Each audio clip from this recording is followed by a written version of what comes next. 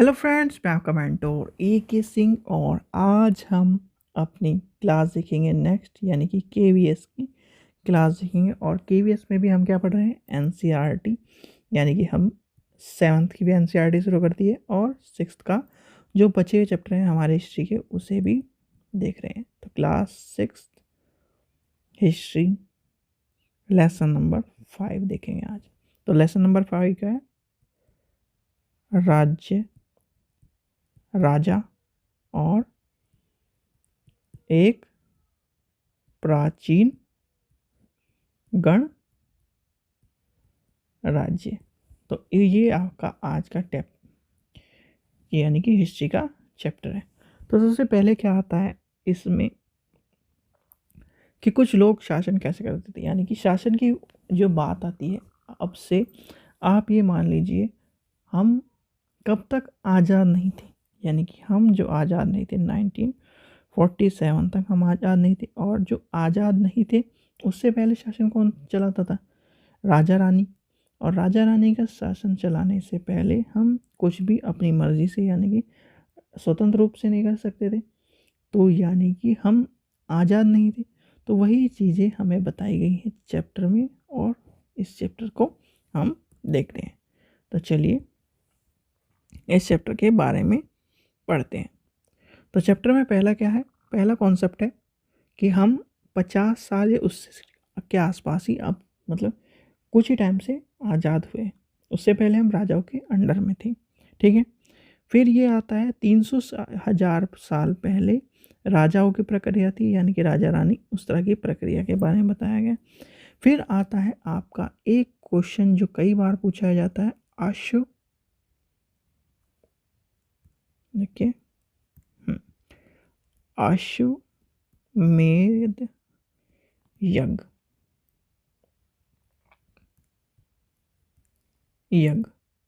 अश्वमेध यज्ञ क्या होता था? कई बार क्वेश्चन पूछा गया एसएसटी वाले, ध्यान रखना।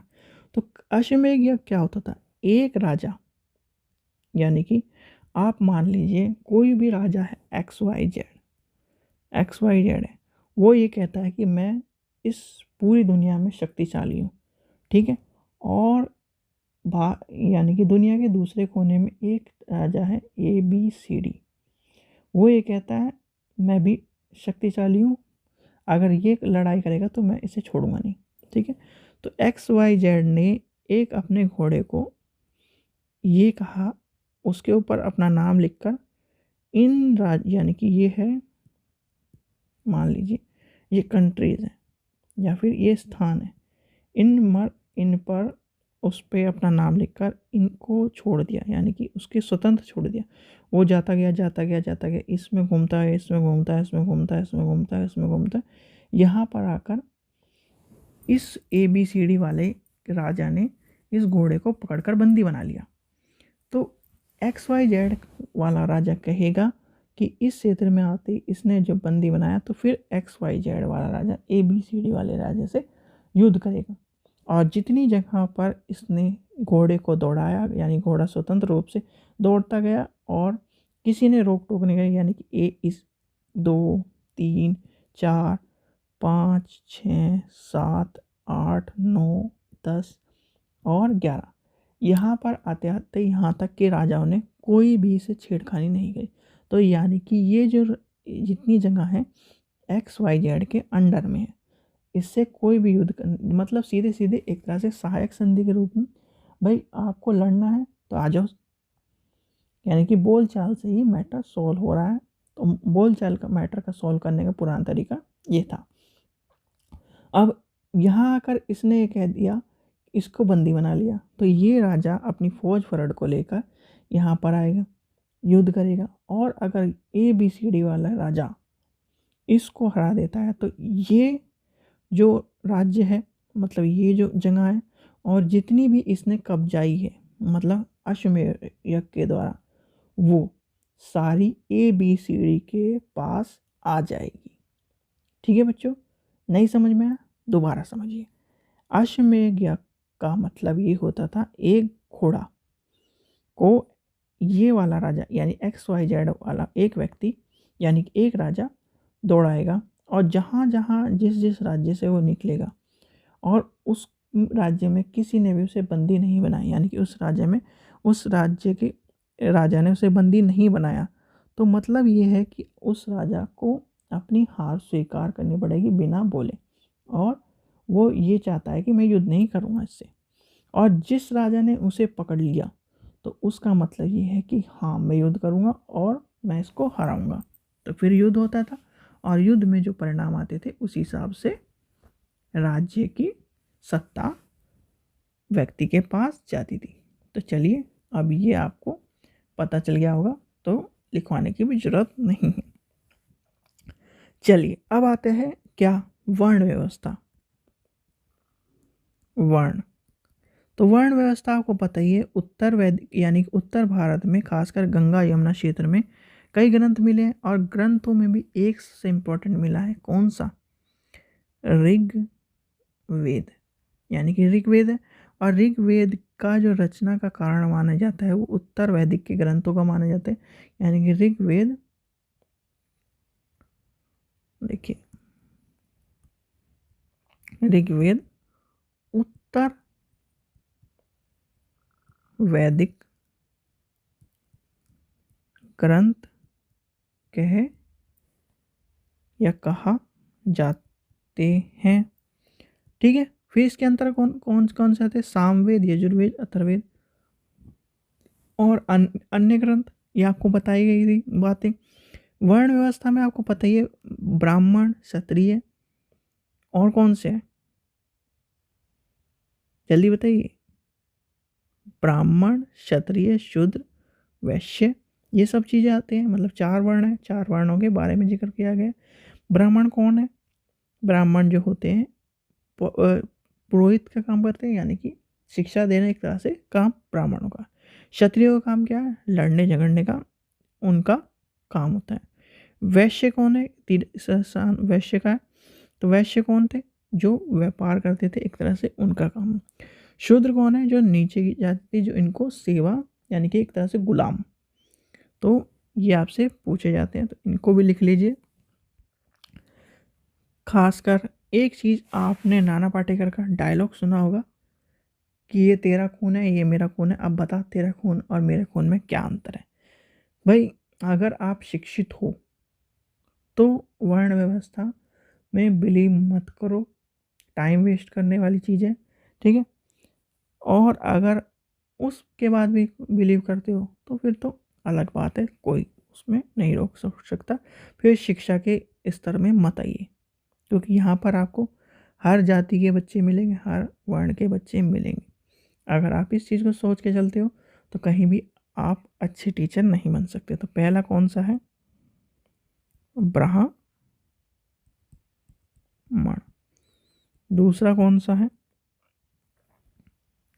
क्षत्रिय। तीसरा कौन सा है, वैश्य। और चौथा कौन सा है, जल्दी बताइए, शूद्र। भाई आपको यही नहीं पता तो फिर तो ठीक है, ये है। तो ये क्या है, नॉलेज यानी कि ज्ञान देने के लिए। ये किसके लिए है, युद्ध। ये किसके लिए है, बिजनेस। और ये किस लिए है, गुलाम। यानी कि इन तीनों की सेवा कौन करेगा, ये व्यक्ति करेगा, ठीक है। पर ऐसा कुछ नहीं है भाई, आदि में वही हड्डी, वही खाल, वही सब चीज़ें मिलती हैं। अब ये थोड़ी है कि आपके में 2 किडनी ज़्यादा हैं या 3 किडनी ज़्यादा हैं या 2 हाथ ज़्यादा लगे हैं और इसमें नहीं लगे हुए। अगर ऐसा होता तो क्या, फिर अलग ही बात होती। तो ये सब चीज़ें बताई गई हैं, ठीक है। तो वर्ण व्यवस्था के बारे में भी हमने पढ़ लिया। चलिए अब आके आते हैं जनपद के बारे में, यानी कि जनपद का कॉन्सेप्ट पढ़ना है हमें इस चैप्टर में। तो अब आता है यानी कि जनपद। भाई जनपद का अर्थ क्या है, सबसे पहले आती है जनपद की अर्थ की बात। जनपद का अर्थ पूछा जाता है, जनपद का अर्थ होता है जन के बसने की जगह, यानी कि अर्थ क्या है, जन के बसने की जगह। अब ये मत सोचिए जनपद महाजनपद वाली कॉन्सेप्ट यहाँ पर नहीं है अभी, तो वो जो 16 जनपद और महाजनपद है वो आगे हम पढ़ेंगे, ठीक है। तो ये सब चीज़ें आपको पता होनी चाहिए। अब पुरातन तो वेदाओं ने दिल्ली के पुराने किले, उत्तर प्रदेश का मेरठ का हस्तिनापुर वाला जो भाई अब उजड़ ही गया है, कोई मेरठ का आसपास का हो, मैं भी मेरठ में हस्तिनापुर उसमें वो जो किला है वो देखना गया था, तो वहाँ पर उसके साक्ष्य तो कम मिलते हैं, पर हाँ ये है कि पता चलता है कि हाँ यहाँ पर किला था, ऊंचाई पर है, और वो जो शिवजी जी का मंदिर है वो भी अभी भी है। पर एक चीज़ देखकर दुख हुआ कि जो हिंदुओं का अपने इतिहास को लेकर कोई भी लगाव नहीं है, वो देखकर दुख होता है। जब भी कहा जाता है कि हिंदुओं ने ये करा, हिंदुओं ने वो करा, हिंदुओं ने ये सब कुछ किया, मतलब सनातन धर्म की जो बातें आती हैं, करा बहुत कुछ है, पर आज के टाइम पर संजोने वाला कोई नहीं है उन्हें। और धर्म के मुकाबले, और धर्म को मैं इसलिए अच्छा मानता हूँ, मुस्लिम धर्म है अपने सारे इतिहास को समेट के रखता है और प्रचार प्रसार करता है। जैन धर्म है, जैन धर्म के तीर्थंकर हैं वहाँ पर, आप हस्तिनापुर में जाइए, जैन धर्म के तीर्थंकरों के इतने अच्छे मोनूमेंट्स मिलेंगे, सब चीज़ें वर्ल्ड, सब चीज़ें। क्रिश्चियन है, क्रिश्चियनों में ने भी सब चीज़ें वेल डेवलपमेंट, और जितने भी धर्म है उनका सबका एक एक, अगर उनका एक पत्ता भी कहीं आपने 200 साल पहले या 300 साल पहले उनका एक पत्ता भी मिल गया तो उसे भी उसको संभाल के रखते हैं, कोई भी और धर्म है। और हिंदू धर्म में बहुत से इस तरह के लोभी लालची लोग हैं कि उसको अपने इतिहास को ही मतलब बेकार करने में लगे हुए हैं। चलिए ये सब चीज़ें चलती रहेंगी, कलयुग है, कलयुग में सब कुछ ऐसे ही चलता रहता है, ठीक है। चलिए अब इसमें ये बात कही गई है कि जो वहाँ पे चावल मिले हैं, ये इन सब चीज़ों के साक्ष्य मिले हैं, भाई वो आपने पढ़ चुका है, ठीक है, इसलिए वो आपको पढ़ाकर दोबारा बोरियत नहीं करनी। एक बर्तन है, यानी कि चित्र त्रित धूसर पात। इसका मतलब ये है कि मिट्टी के बर्तन है वो, यानी कि लोग जो मिट्टी के बर्तन में खाना खाते थे और दूसल और लाल रंग के होते थे, ये बात कही गई है, ठीक है, ये चीज़ें बताई गई हैं इसमें। फिर आता है महाजनपद। महाजनपद,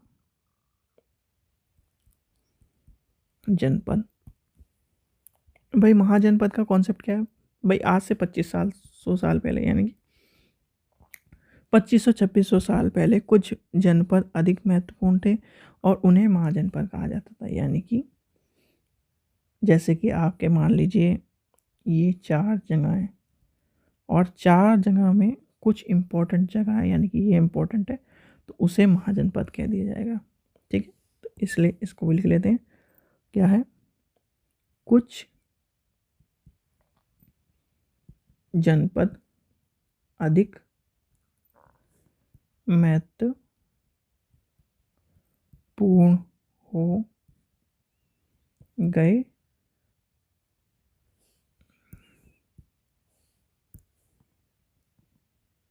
इन्हें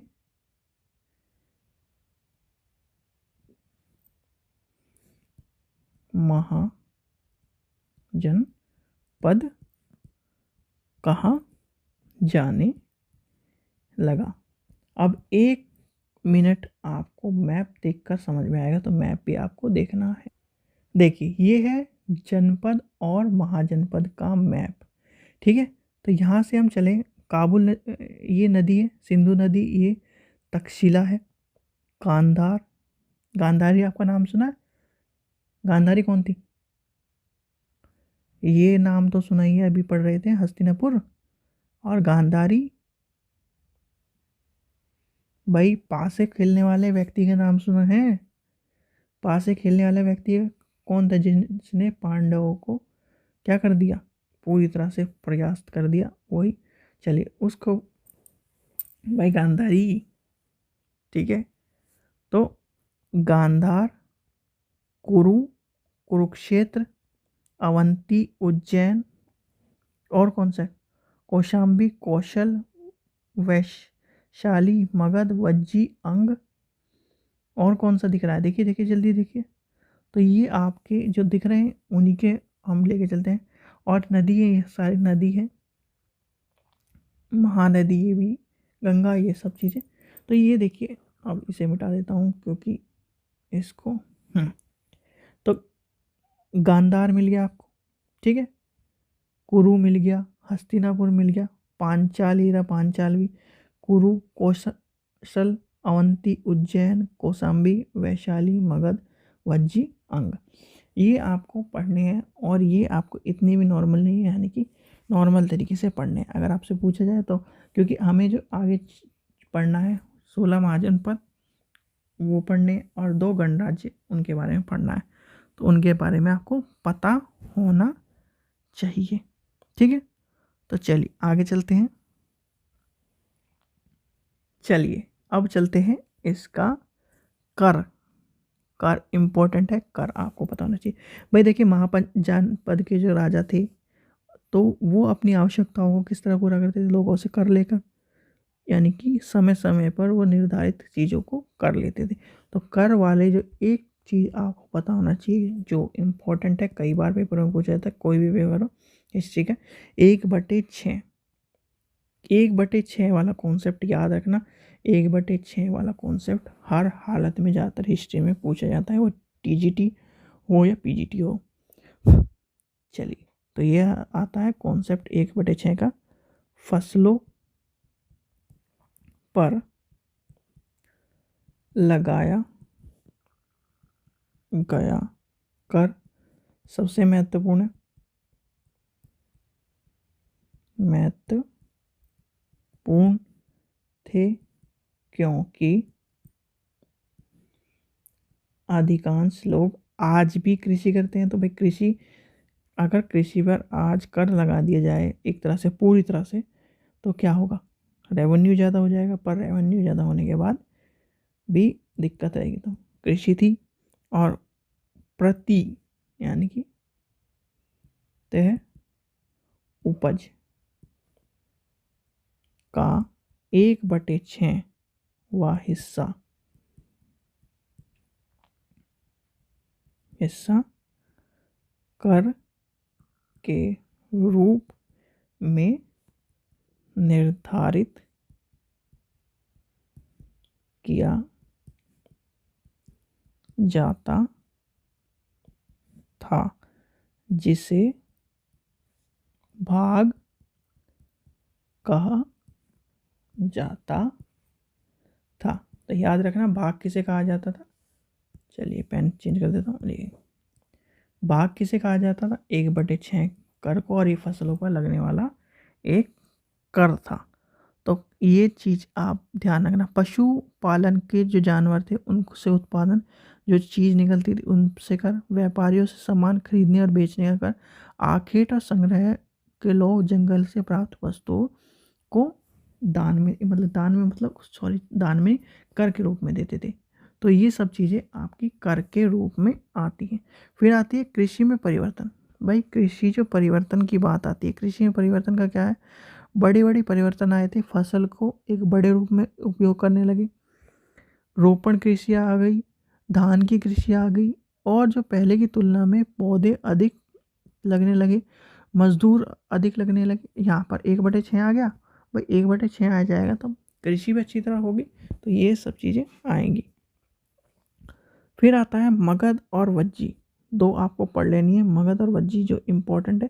पहला तो क्वेश्चन आता है मगध के बारे में कि मगध क्या है, यानी कि मगध क्यों इम्पोर्टेंट है और मगध है कहाँ। भाई मगध आपको पता है जनपद है, यानी कि लगभग 200 साल के भीतर मगध सबसे इम्पोर्टेंट था, जिसमें गंगा और सोन जैसी नदी मगध से होकर गुजरती थी, और वही यातायात का, जल, वातावरण का, जमीन उपजाऊ का सबसे बड़ा कारण। तो चलिए लिख लेते हैं मगध। तो मगध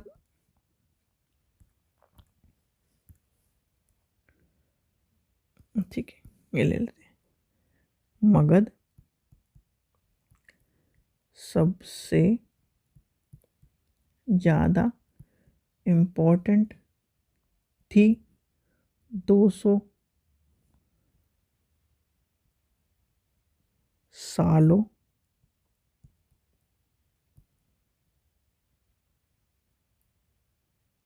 तक। ठीक है, गंगा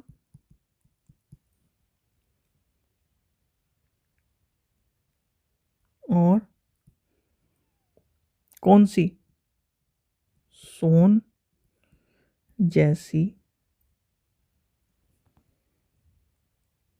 नदी या मगध से होकर बहती थी। पहला क्या था, यातायात। फिर दूसरा क्या था, जल वितरण। और तीसरा जो था, जमीन को उपजाऊ के लिए। भाई आप ये बताइए, जहाँ पर ज़मीन उपजाऊ होगी, जल का वातावरण होगा, यातायात के साधन होंगे, तो वो शहर डेवलप होगा कि नहीं होगा। यातायात के साधन होंगे, सामान एक दूसरे से, जल वितरण सही होगा, वो से ज़मीन उपजाऊ होगी। तो ये सब चीज़ें इम्पोर्टेंट थी।